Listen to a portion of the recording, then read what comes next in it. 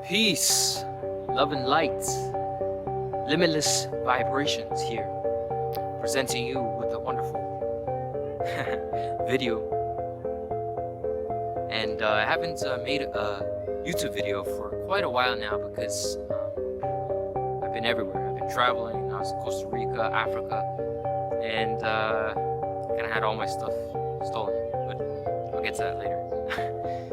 Anyways, I changed my name from, first it was Vegan Guzi to Alien Guzi, then to Human Guzi, now to Limitless Vibrations. The reason I did this is because I believe I'm an infinite being, multi-dimensional infinite being here to raise vibrations, and I have infinite vibrations. So Limitless Vibrations is a great name to convey the kind of being I am. So today's video, I want to talk about all the great awakenings in my lifetime. But I want to start from the roots. I want to start from where it all started. Where it all started, the great awakening in my life. So let's go back. Let's go back to age 12 and precise.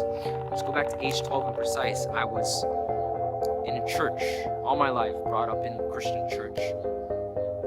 Always taught that I need to go to church in order to make it to heaven, to connect with God. I need to be in church Sundays, every Sunday or Saturday, whatever day, and always have this children worship program, read the Bible, and I wasn't really questioning anything at that time. I was just in church every Sunday, and I was just like, I don't know why I'm here. That's when I started to question what the reality that I was embedded inside of me, my subconscious mind. So I started questioning, why do I have to go to church every Sunday? Why do I have to go to church why do I have to believe in religion? Why do I have to believe in God? If I don't even know if he exists, I don't know. I have no idea. I had no idea. But I was indoctrinated into believing that if I don't believe in God, then I'm gonna go to hell. And I'm gonna go to hell. And I had this deep ingrained fear in my mind that if I didn't believe in God, then I would go to hell and it wouldn't end up nice after this lifetime. So after some time, that fear just vanished away, and then I stopped going to church. I stopped going to church at the age of 13. I told my mom, I was like, I'm not going to church anymore. She was like, what? I was like, yeah, it's not gonna happen anymore. And then that's when my family started to follow, and my dad stopped believing in religion, organized religion, my brother and my sister, and then now my mom's just left. Anyways, that was the Great Awakening, the first Great Awakening, great sign of awakening. Then around age 16, when I started going to clubs and parties of all kinds and sorts. Because I had my brother's ID, and he was 4 years older than me, so I used this ID to get into clubs and other things. And I had a beard at the time, so I looked like I was older. So I was drinking, I was doing drugs, I was hooking up meaningless encounters with women, and I was doing all this kind of stuff. And over 2 years, a year and a half, I was just getting tired of it. I was getting tired of just doing the same old thing, going to clubs, dancing, but I wasn't enthusiastic about dancing. I was just enthusiastic about, at that time, I believed that I was just there to, just get drunk or do drugs and hook up with women. That was just the goal. Whenever I go to clubs or parties, it wasn't to have mindful conversations or raise consciousness. I didn't know anything about that. So, and then I was just like, I don't know, maybe this isn't for me anymore. Like getting drunk all the time and waking up with a hangover, waking up the next morning feeling like shit, and having these meaningless sexual encounters with other women, of which I didn't know really anything about. I just wanted to get into their panties, to be honest, at that time. And I didn't feel good about myself. I didn't feel good about myself. I just, at the back of my mind, at the back of my heart, I knew that something wasn't right, So I started questioning that, and then the drug use as well. I did do some crazy drugs. And after 3 encounters of doing the same crazy drug, I looked at myself in the mirror one night after going clubbing at this club called Government, which is a crazy drug club. And I looked at myself and I'm like, man, do I want to look like this? Do I want to be like this? Do I want to appear like this? Is this the life I want to continue to live? And then I was just like, no, I'm not, I'm done. I'm not doing any more drugs. And then right there and then I stopped doing drugs, harmful drugs, that is, for my body, for my mind. And then the weed thing happened as well. I was kind of addicted to smoking marijuana for several years. Started in high school, and I loved it the first times. But then, after all these years of smoking marijuana, I wasn't learning anything. Actually, I was actually dumbing myself down. I was just smoking, which I thought I wasn't addicted, but I was smoking all the time, and I was losing my brain cells in my mind. My brain capacity was just dumbing down, and my brain cells were losing. I wasn't gaining any wisdom, any knowledge. My memory wasn't so great either, and tiredness, no energy. And I would always resort to smoking weed to gain back my happiness. Like I couldn't rely on just being happy anymore. So I stopped doing that. I stopped smoking weed around age 18, around that age. And then I went to a party one day. Sober. And I danced, and I had the absolute best, fantastic, enjoyable time of my life, sober. And it was incredible. I was like, why do I need drugs to have fun, to have the best time of my life? And that's when magic started to happen. I would go to all these parties, and people would see me, hey, what are you on, brother? What are you on, brother? I'm like, life, man. Life is great, you know? Life is good. You don't need drugs. You don't need all this enhancers, stimulators. And around age 18, like I said, that's when I started changing my diet, because I've been suffering for years, since the age of 14 with my acne. But now it's pretty much a lot better, I tell you. Age 18, I started experimenting. I cut out. Actually, for years, I was trying different types of things. I was trying different types of natural and unnatural products to get rid of my acne from the external, like all these acids and putting weird things on my face, drinking skunk broth that my dad said would actually help cure my acne. I did that for a month, and it was the worst experience of my life. Every month, every single morning, I would just drink the skunk broth, and my dad said it would cure me. That didn't happen. Matter of fact, it made it worse. Anyways, that's when I cut out dairy and gluten out of my life, and then acne started to stop producing anymore. I still had the scars, but it stopped producing the pimples.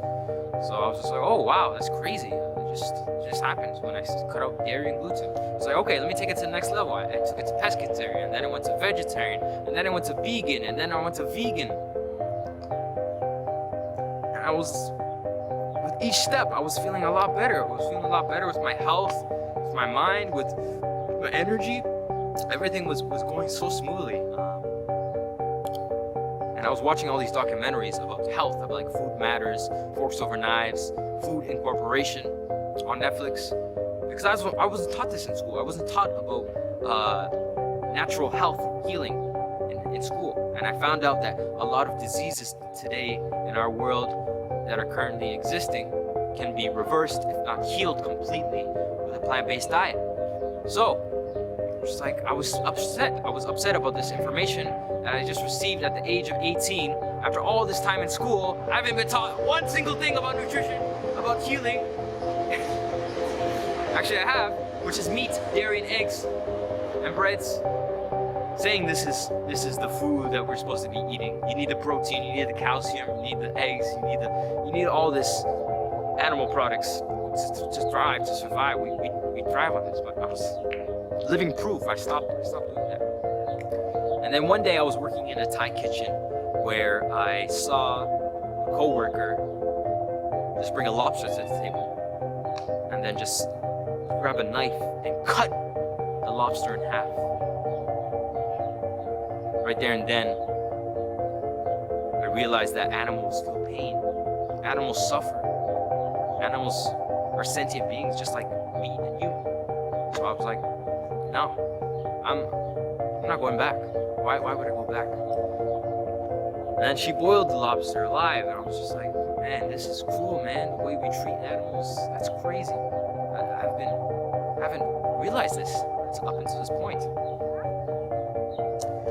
And then, yeah, a lot of transformation started to begin once I started changing my diet. Then the mental clarity began, the increased energy, no constipation, wake up with less sleep, not as much sleep, and a lot of more benefits. But then the ethical side came in, and then the environmental side. I learned about the environmental devastation that is occurring due to animal agriculture, where we chop down like 90% of the Amazon rainforest is chopped down due to animal agriculture to grow genetically modified soybean and corn to feed to the animals that we eat, which is insanity because we can just go from the source and eat the plants instead of eating the animals. And I was like, damn.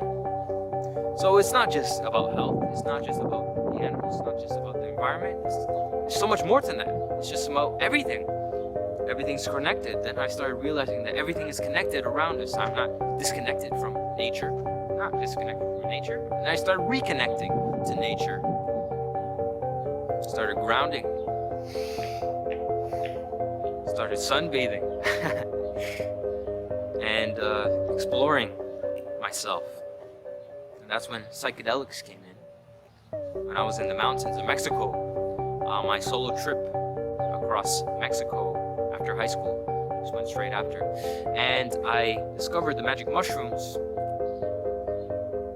and did a trip with two other girls I was traveling with at the time, and I had a huge awakening, absolutely huge awakening. The magic mushrooms just brought it out to assist me to a higher consciousness. So when I was tripping on this magic mushrooms, after 15 minutes, plants started to move around me, and the forest just like started gravitating towards my being, and I was like, whoa, what is happening here? What is happening here? The plants feels like they're communicating with me. And then they started coming closer to me.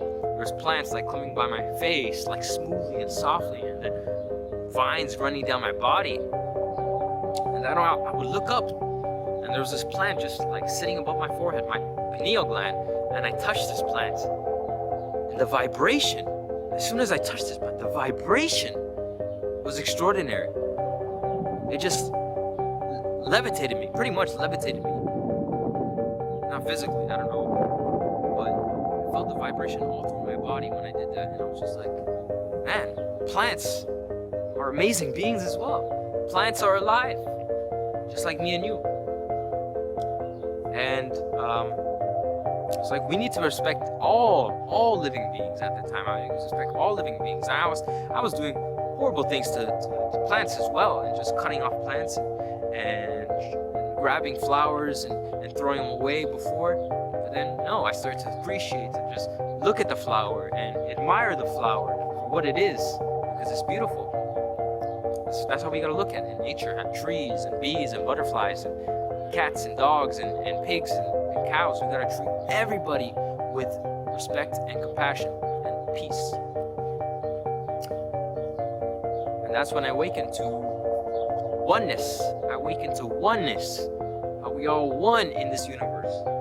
We are all one, sorry about that. We are all one within the universe which we are living in, with all living beings. There's no separation, because separation and division is only a mere illusion. Once I realized that there's no separation, and it's always been an illusion, that's when beauty started to appear in my life. That's when abundance of joy and peace and prosperity started to appear. That's when I started showing everybody love, everybody compassion. Not just Johnny Fillmore. I was showing Johnny Fillmore my neighbor love. Before I wasn't, because he was a Hindu. Or I wasn't showing Muhammad Bakar love because he was Muslim. I mean, there's no division here. I just awakened. I just awakened to oneness, and there's no division. So once we realize that we are all interconnected with each other in various ways, then beauty starts to appear. Beauty starts to appear, and peace starts to appear. And presence, let me tell you, presence is key. Presence is crucial. That's when I realized that I need to be present. I woke up and I realized presence takes place every single moment. I have to take deep breaths to take me deeply into the now. Because the present moment is the only thing that ever existed. The only thing that ever exists right now. Nothing exists in the past or the future. Everything exists now. Once I shifted my paradigm to now instead of past and future, what am I gonna do in 10 years? How am I gonna live? What kind of life will I be living? Will I have a car? Will I have a wife? Will I have kids? Oh my God, I can't believe I didn't do that. I should have done that. Oh my gosh, man. Why didn't I call her? Why didn't I buy this? Why didn't I do this? I should have. No. Once I realized that presence is everything, that's when my whole life changed. And I started enjoying every single moment. Every single moment is a divine moment, like this moment right here. Where all this beauty around me, these trees are just whistling. The wind is just blowing perfectly on these trees. It's perfect. Grateful. So I just showed gratitude for every single moment, the good, the bad, now, and it's incredible. I also wanted to talk about what recently just happened in my life, where I planned a trip for 2 years of cycling across Africa. I know, crazy, right? Cycling across Africa for 6 months, planning to start from Cape Town, South Africa, all the way up to Ethiopia. I was planning this for 2 years. I had this planted in my subconscious mind. I kept pushing this idea, planting. I was like manifesting, that I can do this. And I was saving up.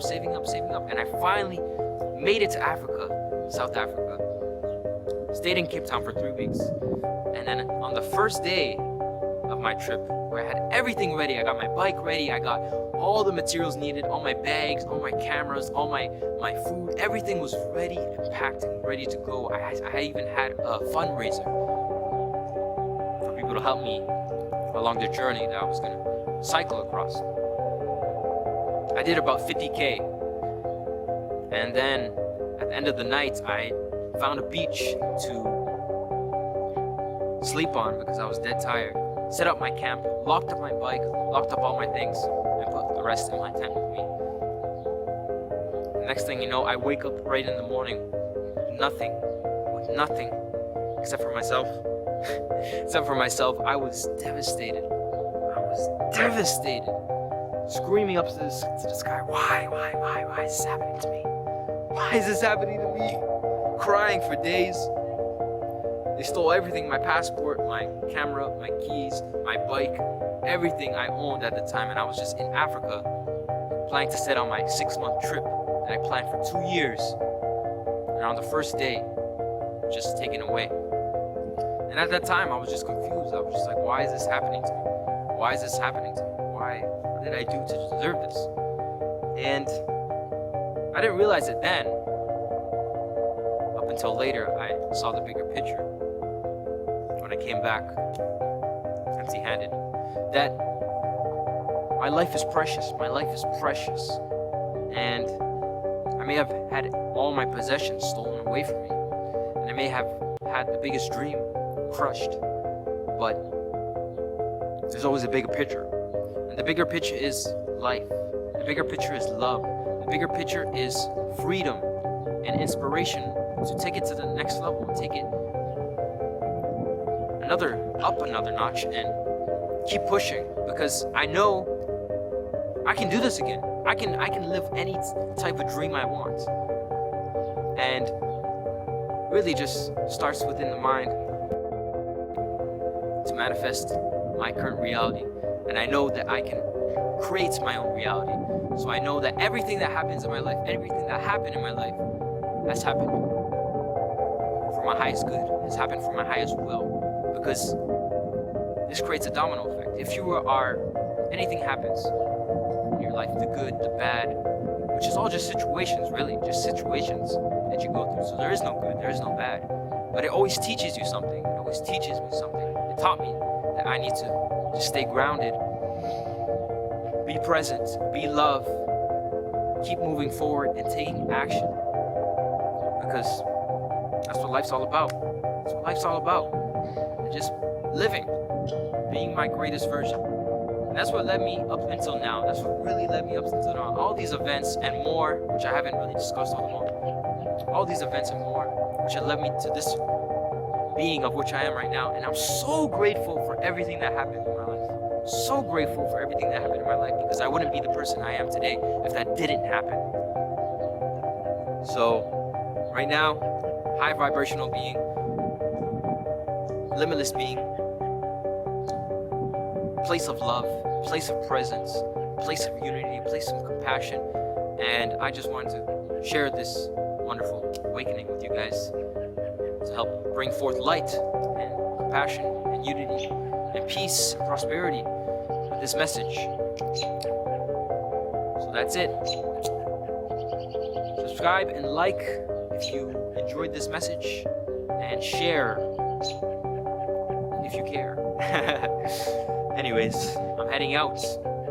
Peace, love, unity, limitless vibrations.